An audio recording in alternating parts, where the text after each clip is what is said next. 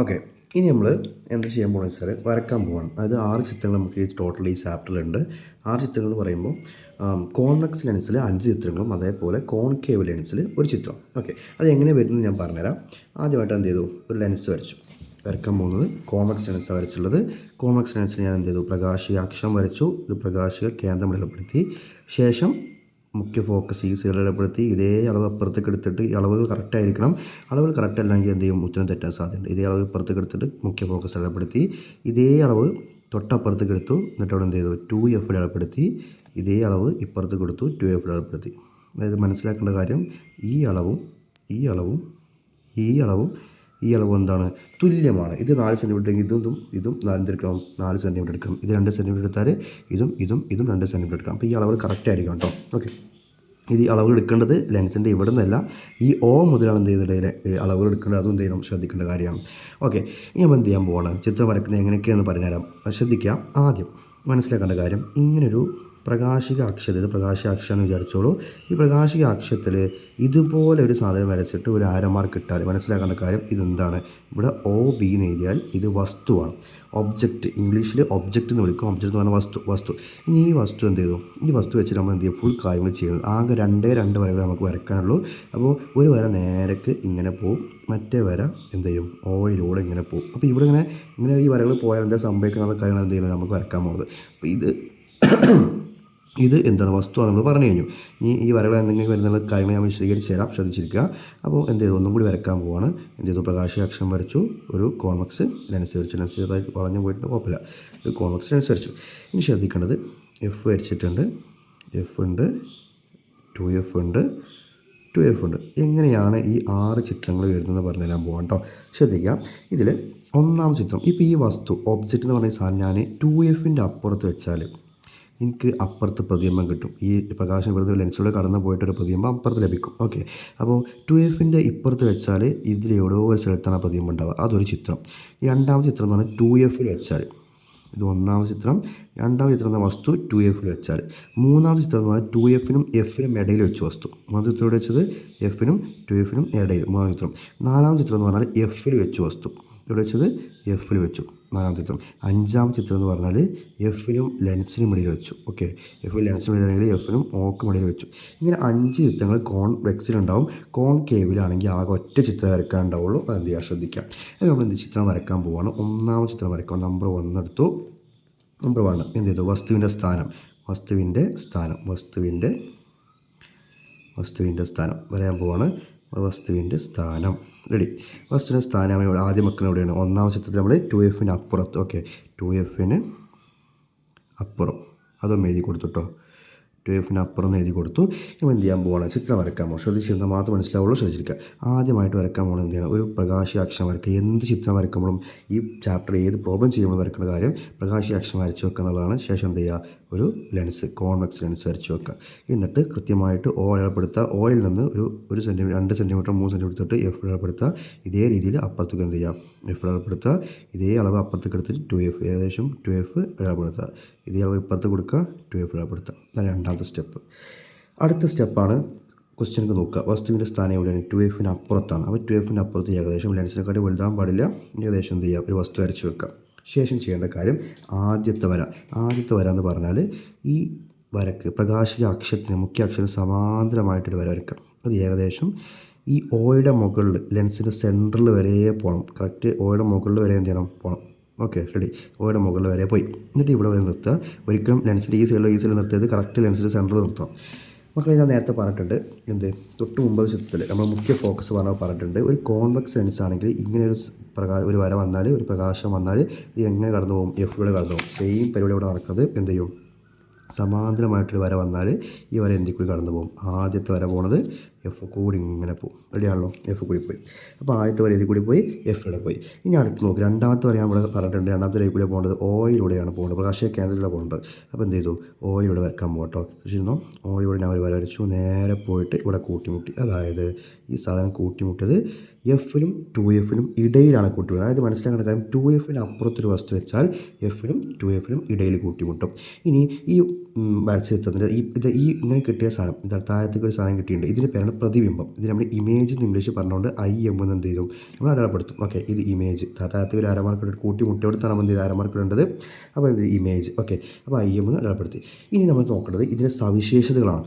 ഈ ഇമേജിൻ്റെ അല്ലെങ്കിൽ ഈ പ്രതിബിംബത്തിൻ്റെ സവിശേഷതകൾ എന്തൊക്കെയാണ്? ഒന്നാമത്തെ സവിശേഷത അത് എവിടെയാണ് കിട്ടിയത്? എഫിനും 2Fനും ഇടയിലായിട്ടാണ് കിട്ടിയത്. അപ്പോൾ പ്രതിബിംബത്തിൻ്റെ സ്ഥാനം എഫിനും 2Fനും ഇടയിൽ. മനസ്സിലാക്കുന്ന കാര്യം 2Fന് അപ്പുറത്ത് നിങ്ങൾ വെച്ചാൽ എന്തായാലും ഇത് എവിടെ തന്നെ കിട്ടണം, എഫിനും 2Fനും ഇടയിൽ കിട്ടണം. അല്ലെങ്കിൽ ഉത്തരം എന്താണ്? തെറ്റാണ്. തെറ്റാൻ കാരണം ഒന്നുകിൽ എടുത്ത അളവ് തെറ്റായിരിക്കും, അല്ലെങ്കിൽ എന്ത് ചെയ്യും ഇത് ഈ വരച്ചത് ഇവിടെ വളയുന്നത് ഒന്നുകിൽ നിങ്ങൾ അപ്പുറത്തോ പോയിട്ട് വളച്ചിട്ടുണ്ടാവും. ആ പ്രശ്നങ്ങളുണ്ടാവും. ഓക്കെ, അപ്പോൾ കറക്റ്റായിട്ട് വരച്ചാൽ കൃത്യമായിട്ട് എഫിനും 2Fനും ഇടയിൽ എന്തെങ്കിലും സ്ഥാനം കിട്ടും. ഓക്കെ, റെഡിയാണല്ലോ. ഇനി മനസ്സിലാക്കണേ ഒന്നാമത്തെ സവിശേഷത പറഞ്ഞാൽ എഫിനും 2Fനും ഇടയിലാണ് സ്ഥാനം. രണ്ടാമത്തെ കാര്യം ഈ പ്രതിബിംബം നോക്കടാ. ഈ ഇതിനും ഈ വസ്തുവും പ്രതിബിംബം വെച്ച് നോക്കുമ്പോൾ പ്രതിബിംബം കുറച്ച് ചെറുതാണ്. അപ്പോൾ എന്താണ് ഒന്നാമത്തെ സവിശേഷത? പ്രതിബിംബം എന്താണ്? ചെറുതാണ്. രണ്ടാമത്തെ സവിശേഷത നോക്കിയാൽ ഇത് തല തിരിഞ്ഞിട്ടാണ്, ഇത് നിവർന്നതാണ്. അപ്പോൾ വസ്തു നിവർന്നിട്ടാണ് നിൽക്കുന്നത്, പക്ഷേ പ്രതിബിംബം തല തിരിഞ്ഞിട്ടാണ് നിൽക്കുന്നത്. അപ്പോൾ എന്താണ്? തല കീഴായതാണ്. രണ്ടാമത്തെ സവിശേഷത എന്താണ്? തല കീഴായത്. ഇത് രണ്ടാമത്തെ സവിശേഷത. മൂന്നാമത്തെ സവിശേഷത മനസ്സിലാക്കുന്ന കാര്യം ലെൻസിന് ഇപ്പുറത്താണ് പ്രതിബിംബം ലഭിച്ചതെങ്കിൽ അത് എന്തായാലും എന്തേ കാര്യം ഇത് യഥാർത്ഥമായിരിക്കും. യഥാർത്ഥ പ്രതിബിംബമായിരിക്കും. ഇത് മനസ്സിലാക്കുന്ന കാര്യം യഥാർത്ഥം. ഓക്കെ, യഥാർത്ഥ പ്രതിബിംബമായിരിക്കും. ഇനി ഈ പ്രതിബിംബം നിങ്ങൾക്ക് ലെൻസിന് ഇപ്പുറത്താണ് ലഭിച്ചതെങ്കിൽ അത് ഏകദേശം 5ാമത്തെ ചിത്രത്തിൽ ഇപ്പുറത്ത് ലഭിക്കുന്നുണ്ട്. അപ്പോൾ മനസ്സിലാവും കേട്ടോ. ഓക്കെ, അപ്പോൾ ഈ ലെൻസിന് ഇപ്പുറത്താണ് ലഭിക്കുന്നത്. പ്രകാശം വരുന്നതിൻ്റെ ഓപ്പോസിറ്റ് സൈഡിലാണ് പ്രതിബിംബം ലഭിക്കുന്നതെങ്കിൽ അത് യഥാർത്ഥമായിരിക്കും. അപ്പോൾ അടുത്ത ഇതെന്താണ്? യഥാർത്ഥം. ഓക്കെ ആണെങ്കിലോ? ഇനി പ്രകാശം വരുന്ന അതേ സൈഡിലാണ് ഈ പ്രതിബിംബം ലഭിക്കുന്നതെങ്കിൽ അതെന്തായിരിക്കും? മിഥ്യയായിരിക്കും. അത് മനസ്സിലാക്കാൻ നമ്മൾ 5ാമത്തെ ചിത്രം പറയുമ്പോൾ മനസ്സിലാക്കുന്നത് കുറച്ചുകൂടി കൂടുതലായിട്ട് മനസ്സിലാക്കാൻ കഴിയും. ഇപ്പോൾ ഒന്നാമത്തെ ചിത്രം വരച്ചു കഴിഞ്ഞു. ഇനി രണ്ടാമത്തെ ചിത്രം വരക്കാൻ പോവാണ്. കേട്ടോ. ചിത്രം 2. ഓക്കെ, വസ്തുവിൻ്റെ സ്ഥാനം ഞാൻ കൃത്യമായിട്ട് എഴുതുന്നില്ല. ജസ്റ്റ് എന്ത് ചെയ്യണം? വസ്തുവിൻ്റെ സ്ഥാനം എവിടെയായിരിക്കും? വസ്തുവിൻ്റെ സ്ഥാനം 2Fലായിരിക്കും കേട്ടോ. വസ്തുവിൻ്റെ സ്ഥാനം 2Fലാണ്. അപ്പോൾ 2Fൽ വസ്തുവിൻ്റെ സ്ഥാനം ഞാൻ എഴുതുന്നില്ല. വസ്തുവിൻ്റെ സ്ഥാനം 2Fൽ മനസ്സിലാക്കാം. ഓക്കെ, ആദ്യം പ്രകാശാക്ഷം വരച്ചു, ശേഷം ലെൻസ് വരച്ചു. കോൺവെക്സ് ലെൻസാണ്. കോൺവെക്സ് ലെൻസ് വരച്ചു. ശേഷം O അടയാളപ്പെടുത്തി, F അടയാളപ്പെടുത്തി. ഇവിടെ എന്ത് ചെയ്തു? അതേ അളവെടുത്തിട്ട് F അടയാളപ്പെടുത്തി, തൊട്ടപ്പുറത്ത് അളവെടുത്തിട്ട് 2F അടയാളപ്പെടുത്തി, ഇപ്പുറത്ത് അളവെടുത്തിട്ട് അടയാളപ്പെടുത്തി 2F അടയാളപ്പെടുത്തി. റെഡിയാണല്ലോ. നമ്മൾ വസ്തു വെക്കാൻ പോകുന്നത് എവിടെയാണ്? 2Fലാണ് വസ്തു വെക്കാൻ പോകുന്നത്. 2Fൽ എന്ത് വെച്ചു? വസ്തു വെച്ചു. നേരത്തെ വരച്ച പോലെ തന്നെ ആദ്യത്തെ വര സമാന്തരമായിട്ട് വരച്ചു. ഈ വരക്ക് സമാന്തരമായിട്ട് വരച്ചു. അപ്പോൾ ഏകദേശം സെൻറ്ററിൽ നിന്ന് എന്ത് ചെയ്തു? ഏത് കൂടി പോകണം? Fലൂടെ കൃത്യമായിട്ട് പോയി. അടുത്ത വര പോകുന്നത് Oയിലൂടെയാണ്. ഈ വര നേരെ Oയിലൂടെ പോകും. ഏകദേശം ഇവിടെ കൂട്ടിമുട്ടും. 2Fന് താഴെ കൃത്യമായിട്ട് മനസ്സിലാക്കുക. 2Fൽ വസ്തു വെച്ചാൽ എവിടെ തന്നെ കൂട്ടിമുട്ടണം? 2Fൽ തന്നെ കൂട്ടിമുട്ടണം. ഓക്കെ, 2F ഇത് OB വെച്ചിട്ടുണ്ട്. അപ്പോൾ എന്ത് ചെയ്തു? IM 2Fൽ തന്നെ കിട്ടി. ഇവിടെ മനസ്സിലാക്കേണ്ട കാര്യം ഈ പ്രതിബിംബത്തിൻ്റെ സവിശേഷത പറഞ്ഞാൽ ഒന്നാമത്തെ സവിശേഷത 2F ലഭിക്കും. രണ്ടാമത്തെ സവിശേഷത ഒരേ വലിപ്പമേക്കാൻ 2Fൽ വെച്ചാൽ ഇവിടെ വസ്തു വെക്കുന്ന അതേ വലിപ്പമേക്കാൻ ഉണ്ടാവുക, പ്രതിബിംബത്തിലും ഉണ്ടാവുക. അപ്പോൾ ഒരേ വലിപ്പം. അടുത്ത പോയിൻ്റ് ഇതെന്ത് തന്നെയാണ്? തല തിരിഞ്ഞത് തന്നെയാണ്. അപ്പോൾ എന്താണ്? തല തിരിഞ്ഞത് തന്നെയാണ്. ഓക്കെ ആണല്ലോ. ഇനി എന്താണ്? തിരിഞ്ഞല്ല, തല കീഴായത്. ലെൻസിൻ്റെ ഈ സൈഡിലായതുകൊണ്ട് എന്തായിരിക്കും? യഥാർത്ഥം തന്നെയായിരിക്കും. എന്തിനായിരിക്കും? യഥാർത്ഥം. ഇതാണ് ഇതിൻ്റെ സവിശേഷത. ഈ വരച്ച സാധനത്തിൻ്റെ സവിശേഷത. ഇനി മനസ്സിലാക്കേണ്ട കാര്യം അടുത്ത ചിത്രം, മൂന്നാമത്തെ ചിത്രം വരക്കാൻ പോവാണ്. മൂന്നാമത്തെ നമ്മൾ ഇവിടെ വെക്കുന്നത് ഒന്ന് നോക്കി. മൂന്നാമത്തെ ചിത്രം വരക്കുന്നത് ഓക്കെ 2Fനും Fനും ഇടയിലാണ് വെക്കുന്നത്. ഓക്കെ, റെഡിയാണല്ലോ. മൂന്നാമത്തെ ചിത്രം 2Fനും Fനും ഇടയിൽ. അപ്പോൾ എന്ത് ചെയ്തു? പ്രകാശികാക്ഷം വരച്ചു. പ്രകാശികാക്ഷം വരച്ചു. O അടയാളപ്പെടുത്തി, F അടയാളപ്പെടുത്തി, 2F അടയാളപ്പെടുത്തി. ശേഷം ഇവിടെ അടയാളപ്പെടുത്തി. 2F അടയാളപ്പെടുത്തി. വെക്കാൻ പോകുന്നത് 2Fനും Fനും ഇടയിൽ വസ്തു വെച്ചിട്ടുണ്ട്. OB വെച്ചിട്ടുണ്ട്. നേരത്തെ ചെയ്ത സെയിം സ്റ്റെപ്പ് തന്നെയാണ്. ആദ്യത്തെ വര നേരെ സമാന്തരമായിട്ട് സെൻറ്ററിൽ പോയി നിൽക്കും. സെൻറ്ററിൽ എത്തിയതിന് ശേഷം അതേ കൂടി പോകും. Fലൂടെ കടന്നു പോകും. റെഡിയാണല്ലോ. ഇത് കറക്റ്റ് സ്കെയിൽ വെച്ച് വരക്കണം. Fലൂടെ കൃത്യമായിട്ട് കടന്നു പോകാം. റെഡി. അടുത്ത വരയ്ക്കാണ് ഓയിലൂടെ കടന്നു പോകും. ഇങ്ങനെ പോയിട്ട് കൃത്യമായിട്ട് ഓയിലൂടെ കടന്നു പോയിട്ട് എന്ത് ചെയ്യും? ഇവിടെ കൂട്ടിമുട്ടും. അതായത് കൂട്ടിമുട്ടത് ഈ ഭാഗത്താണ്. റെഡിയാണല്ലോ. കൂട്ടിമുട്ട് ഭാഗത്ത് എന്ത് ചെയ്യുക? ഇമേജ്, അതായത് പ്രതിബിംബം വരച്ചു. അതായത് നോക്കണം, ഇത് പ്രത്യേകം എന്തൊക്കെയാണ്? ഇയാളെക്കാട്ടിയും വലുതാണ്. അപ്പോൾ ഒരേ വലിപ്പമല്ല. എന്താണ് വസ്തുവിൻ്റെ പ്രതിബിംബത്തിൻ്റെ സവിശേഷത? എന്താണ് പ്രതിബിംബം സവിശേഷത? ഒന്നാമത്തെ പോയിന്റ് പ്രതിബിംബം വലുതാണ്.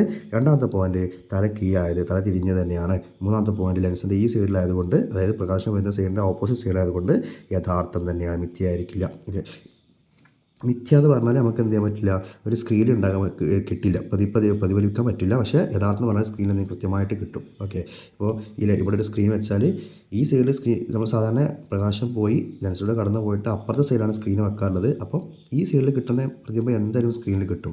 പക്ഷേ ഈ സൈഡിൽ കിട്ടുന്നത് സ്ക്രീനിൽ കൊള്ളില്ല. കാരണം സ്ക്രീൻ ഈ സൈഡിലായതുകൊണ്ട് ഈ സൈഡിൽ പ്രതിബിംബം ഉണ്ടായാൽ എന്നിട്ടില്ല, സ്ക്രീനിൽ കിട്ടില്ല. അതുകൊണ്ട് അതിനെ മിഥ്യ എന്ന് വിളിക്കും. ഈ സ്ക്രീനിൽ കിട്ടുന്ന പ്രതിബിംബത്തിനെ യഥാർത്ഥ പ്രതിബിംബം എടുക്കുക. അതുകൊണ്ട് നീ മനസ്സിലാക്കി വെക്കുക. സ്ക്രീനിൽ ലഭിക്കുന്ന പ്രതിബിംബം യഥാർത്ഥമാണ്, സ്ക്രീനിൽ ലഭിക്കാത്ത പ്രതിബിംബം മിഥ്യയാണ്. ഈ പോലെ നീ മനസ്സിലാക്കി വെക്കുക. ഇനി 4ാമത്തെ ചിത്രം വരയ്ക്കാൻ പോകട്ടോ.